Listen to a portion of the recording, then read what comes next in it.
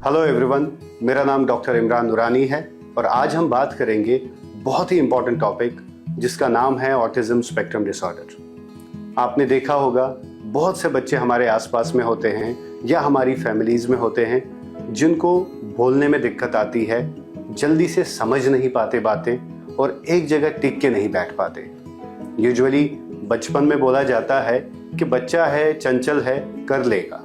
बहुत ज़्यादा हम उस पर बहुत ध्यान नहीं दे पाते क्योंकि यंग पेरेंट्स होते हैं, किसी का पहला बच्चा होता है, उनको ये एक्सपीरियंसेस नहीं होती डेवलपमेंट के बारे में। अगर हमें एक फुल्ली फंक्शनल इंडिविजुअल चाहिए और ऐसा बच्चा चाहिए जो आगे जाके जो हमें प्रॉब्लम ना हो या फिर बच्चे को दिक्कत ना हो, तो अर्ली 1 से लेके 3 साल जो होते हैं बच्चे की पेरेंटिंग के, वो बहुत ही क्रिटिकल और क्रूशल होते हैं। एक बच्चा जब पैदा होता है तो उसके माइलस्टोन्स कवर करने की जो टेंडेंसीज होती हैं वो एक चेकलिस्ट के हिसाब से ही होना चाहिए। फॉर एग्जांपल 1 के बाद 2 आएगा, 2 के बाद 3 आएगा, 1 के बाद डायरेक्टली 5 नहीं आ सकता।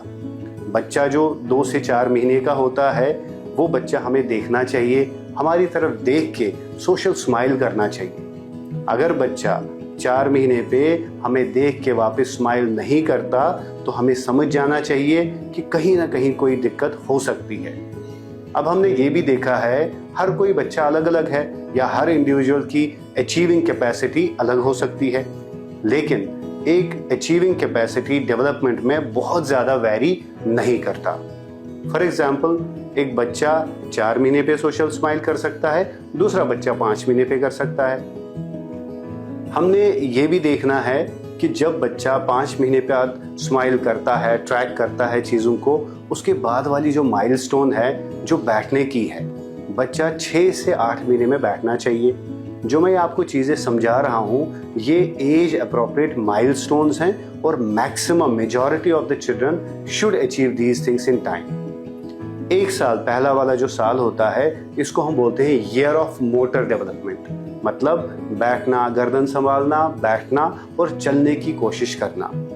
दूसरा साल जो होता है इसके बाद उसको हम बोलते हैं year of language and communication. अब यही बच्चा जब बैठा और क्रॉल करना स्टार्ट कर दिया, 12 महीने से लेके 14 महीने पे यही बच्चा खड़ा होके सपोर्ट के साथ या इंडिपेंडेंटली चलना चाहिए। आपने ये भी देखा होगा कि बहुत सारे लोग कहते हैं कि कोई बात नहीं, बच्चा 18 महीने पे भी चल गया तो चल ही गया, अब तो वो बिल्कुल ठीक कर रहा है। लेकिन कंपैरिजंस अनइक्वल्स में नहीं हो सकता। अगर एक बच्चा चल गया 18 महीने में और वो आगे बिल्कुल ठीक कर रहा है, इसका ये मतलब नहीं है दूसरा बच्चा जो है अगर वो नहीं चल पाया तो वो भी वैसा ही प्रोग्रेस करेगा। रेड फ्लैग साइंस, लाल झंडियां बोलते हैं हम उसको डेवलपमेंट में, कि बच्चा अगर 1.5 साल की उम्र में कम्युनिकेट नहीं कर रहा।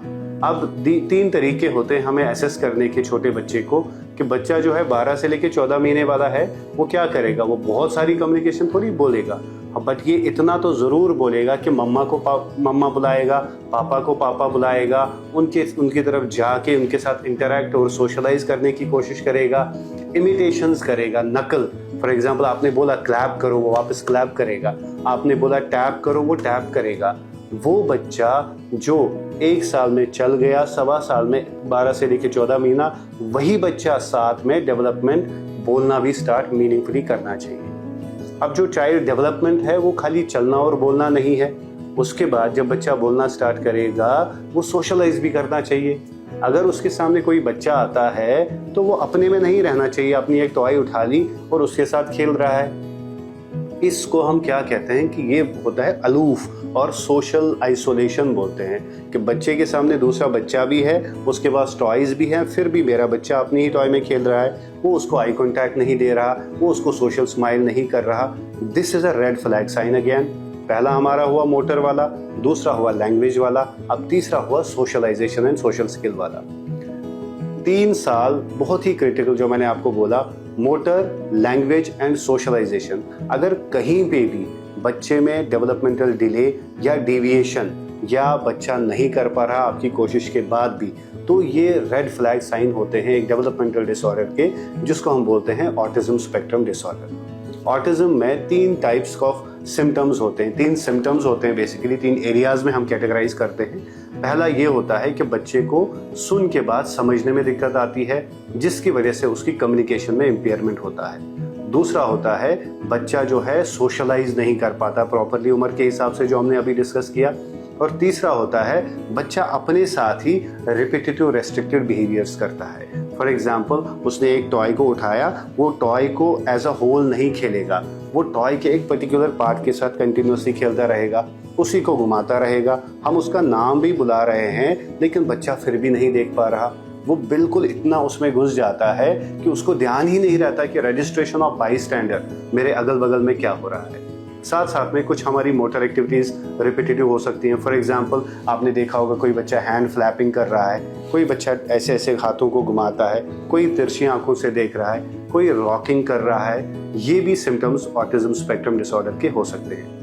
अब हमने ये भी देखना है कि खाली 2-3 सिम्टम्स अगर किसी बच्चे में हैं तो ये ज़रूरी नहीं है हर किसी को ऑटिज्म ही है। किसी बच्चे को एंजाइटी हो सकती है, सोशल एंजाइटी, किसी बच्चे को डेवलपमेंटल डिले हो सकता है, किसी बच्चे को सिंपल स्टिमुलेशन ना मिलने की वजह से ये प्रॉब्लम्स हो सकती है।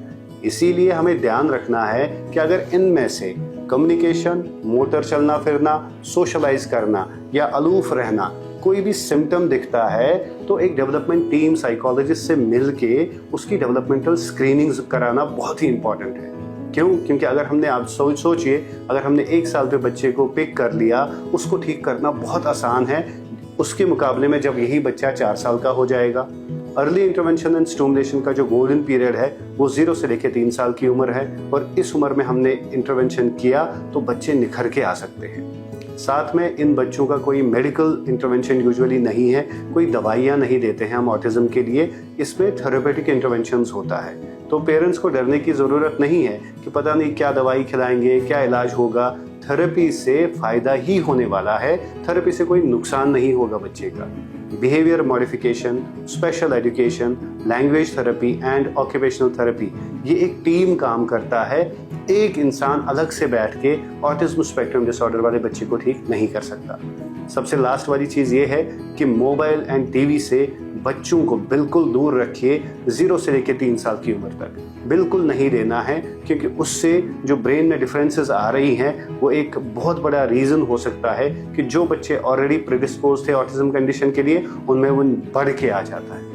आप एक अच्छे पेरेंट बनिए, एक वेल इन्फॉर्म्ड पेरेंट बनिए और अपने बच्चे की डेवलपमेंट को प्रायोरिटी पे रखिए।